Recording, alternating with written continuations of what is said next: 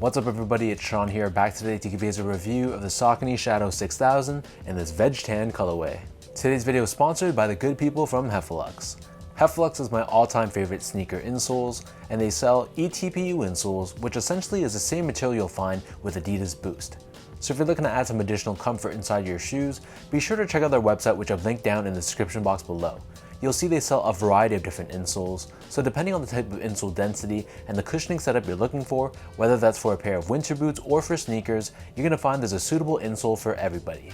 So I've been a paying customer of Heffelux for years now, and I honestly stand by their products. To me, they really are very comfortable. So if you guys want to check them out and try a pair for yourself, be sure to use the code SEANGO at checkout to get 15% off your entire purchase.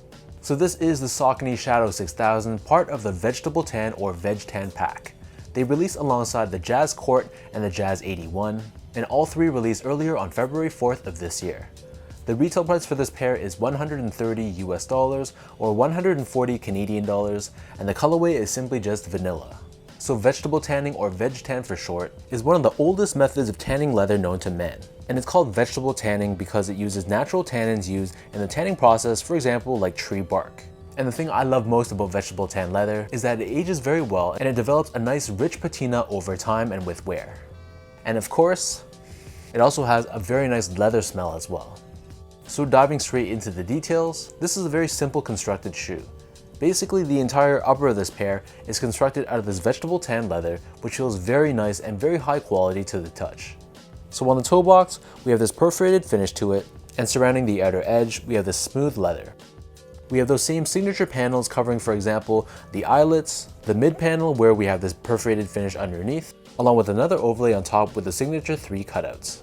We have more of that smooth leather covering the bottom area of the shoe, and this same leather wraps around the back of the shoe as well. The top 2 eyelets is constructed out of a gray colored TPU, and then taking a look at the back of the sneaker, we have Saucony branding debossed on the heel, and in the middle and on the top of the heel, we have more vegetable tan leather, but this one is constructed in a darker tan shade. For the laces, so these come with 2 different pairs of laces. The standard default lace is a waxed cotton lace, which is done in this white color, but they also give you a secondary pair of darker tan colored lace, which is also waxed as well. Underneath this, the tongue is also constructed out of this super soft veg tan leather. The tag is also constructed out of leather, and debossed on it we have Saucony and Shadow branding across. The back of the tongue and the inner liner of the shoe is also lined in that same leather, and similarly the insole is also lined in leather as well. Underneath this, we have your standard foam padding, and we have Saucony branding debossed on the heel. So the upper of the Shadow 6000 sits atop this foam midsole, which is done in the sail or off-white colored finish. We have these flex grooves on the forefoot and Saucony branding on the heel, and then turning the shoe over to the bottom, here we have your standard Shadow 6000 outsole. In this case, this is entirely constructed out of this gum rubber finish, but we have that same triangular traction pattern on the forefoot and Saucony branding underneath this in the center. So that breaks down the look and the construction of this pair. And for those wondering about sizing, so I feel like these brand pretty similarly to all my other Shadow 6000s, so they're slightly on the snug side. So I'm a true size 10, slightly on the wider side, and I prefer to go a half size up for my Shadow 6000s, which is what I did for this pair. There was maybe a little bit extra room from a length perspective than I would have liked, but the width of the shoe was perfect. So I feel like if you have narrow or normal width feet, and you like more of that snug one-to-one fit, you could stick true to size, but if you like more of a roomy fit or if you have wider feet, definitely you want to go half size up. Next up, in terms of the comfort, so the cushioning setup on this shoe isn't too advanced. This is a shoe from the early 90s, so with that said, it's not going to be the softest and the most cushioned shoe out there. However, for a retro shoe, the cushioning wasn't bad at all. Just for everyday casual use, it's going to be perfectly fine.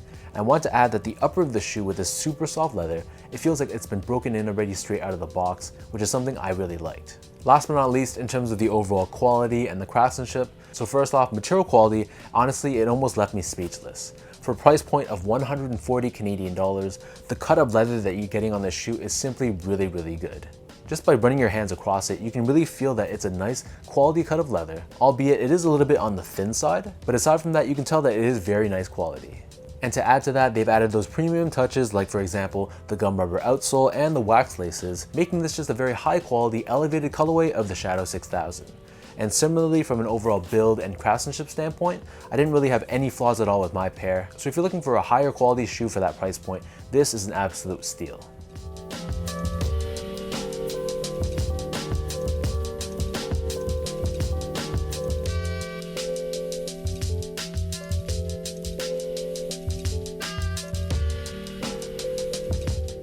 So with all that out of the way now, let's toss these on feet and I'll show you guys how these look.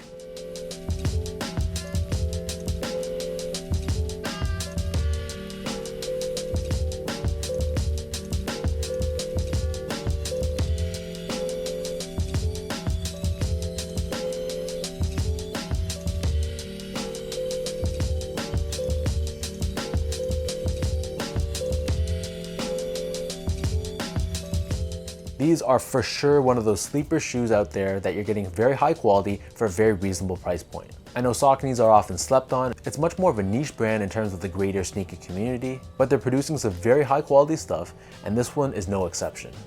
Obviously, the colorway is very wearable, has a very neutral look to it, and it can be paired up with a ton of different outfits and looks. And like I mentioned before, the veg tan leather, over time it's going to darken and patina uniquely to the wearer's foot, so that's something I'm looking forward to with time. So let me know in the comment section down below what you guys think about this veg tan Saucony Shadow 6000. What are your overall thoughts on this colorway, and is this a pair you guys would pick up for the right price, or are you not really a big fan of Saucony? If you guys like this video, be sure to like, comment, and subscribe to this channel if you haven't yet. Your support and love helps the channel go that much further. You can also check out my Instagram as well at sgo8, follow me on Twitter at sean.go, and visit my website as well at seango.ca. So until next time, thank you so much for watching. Hopefully you guys enjoyed this review, and I'll catch you guys all in my next video.